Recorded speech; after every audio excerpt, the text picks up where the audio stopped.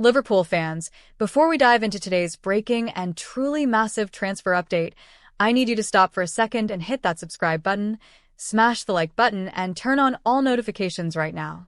Why? Because here on this channel, we bring you every twist, turn, shock, and emotional roller coaster surrounding Liverpool Football Club. And trust me, what we are about to discuss will shake you. Harvey Elliott, yes, the young star we all once believed would be a long-term face of Liverpool's midfield, is now on the verge of leaving Anfield. Reports from Germany are not just whispers, they're growing louder. Personal terms are agreed with RB Leipzig. The 22-year-old looks set to exit Merseyside. So today we're going deep. We're unpacking why this move has come about, what it means for Liverpool's summer transfer plans, why Leipzig are desperate for him, and how Chelsea, Newcastle, and even Alexander Isak all play into this domino effect.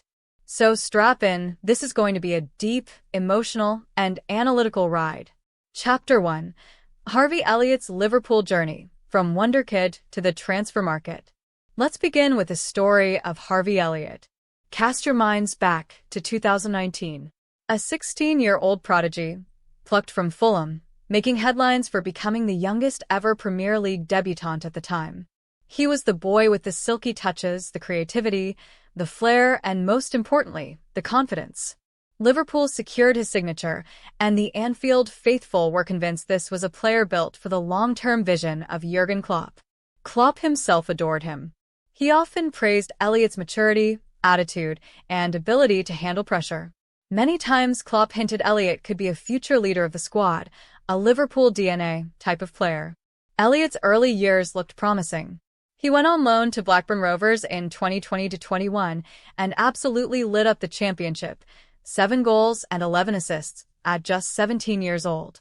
Blackburn fans adored him, and Liverpool fans felt they had a gem waiting in the wings. Fast forward, and Elliott earned regular minutes with Liverpool, often deployed in midfield, sometimes out wide, depending on the tactical needs. But football is cruel. Under Arne Slot's first full season in charge, Elliott's role diminished significantly. Slot's preference for dynamic, physically robust midfielders, players who can dominate both phases of play, meant Elliott often found himself as a late substitute rather than a starter.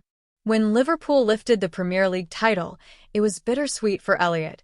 He had a medal, but not the minutes. Now, at 22 years old, at a crucial stage of his development, Elliott faces the one thing every young player fears: stagnation. He isn't getting enough game time, and with Liverpool aggressively strengthening their squad, his pathway looks even more blocked. That, friends, is why this transfer story exists. Chapter 2. The Leipzig Connection. Why RB Leipzig want Elliott. So why Leipzig? Why Germany? Well, let's take a closer look at RB Leipzig's current situation. Leipzig are one of the best talent-developing clubs in Europe. They take young players, polish them, and either sell them for huge profits or turn them into superstars. Names like Christopher Nkunku, Dominik Szoboszlai, Josko Gvardiol, and Dayot Upamecano all blossomed at Leipzig.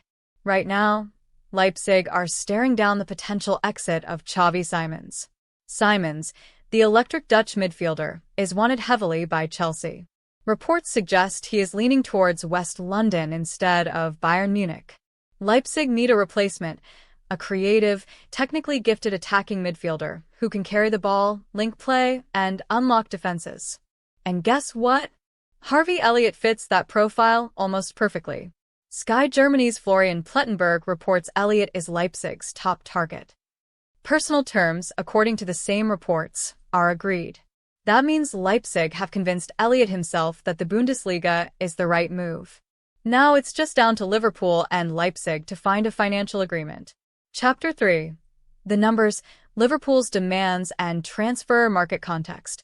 Let's talk numbers, because this deal is not just about footballing logic, it's about finances.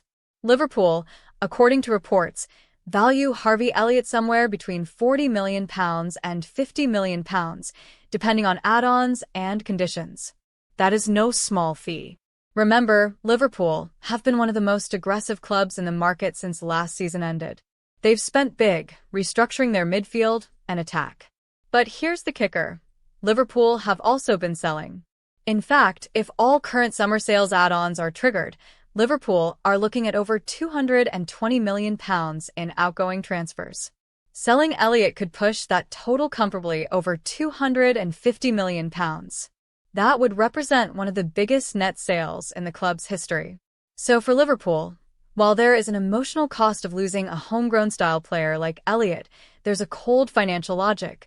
Sell him while his value is high, reinvest in areas of greater need, and keep the squad balanced. Chapter 4. Elliott's role under Arne Slot. Why it didn't work. Now, let's analyze why Elliott's minutes fell under Arne Slot. Slot is a coach who thrives on structure and intensity. His midfield often features a holding player, a box-to-box runner, and a creative hub who still presses relentlessly. Elliott, while technically brilliant, doesn't yet have the physical dominance or defensive bite Slot wants. Think about Slot's preferred midfielders, Szoboszlai, Mac Allister, Gravenberch. These are players who can press, cover ground, and also contribute creatively. Elliott, on the other hand, is more of a natural number 10. But in Liverpool's current system, there is no pure number 10 role. That left him as a square peg in a round hole. He became a super sub, often coming on when the game was stretched, but rarely trusted to start big matches. And that's frustrating for a 22-year-old. At this age, Elliott needs regular minutes to refine his game. Sitting on the bench at Anfield doesn't do that. Leipzig, however, would likely offer him a starting role almost immediately. That's why he's tempted. Chapter 5. The Chelsea Factor. Xavi Simons, Nkunku, and the transfer web. This is where things get interesting. Leipzig's pursuit of Elliott is directly tied to Chelsea's pursuit of Xavi Simons.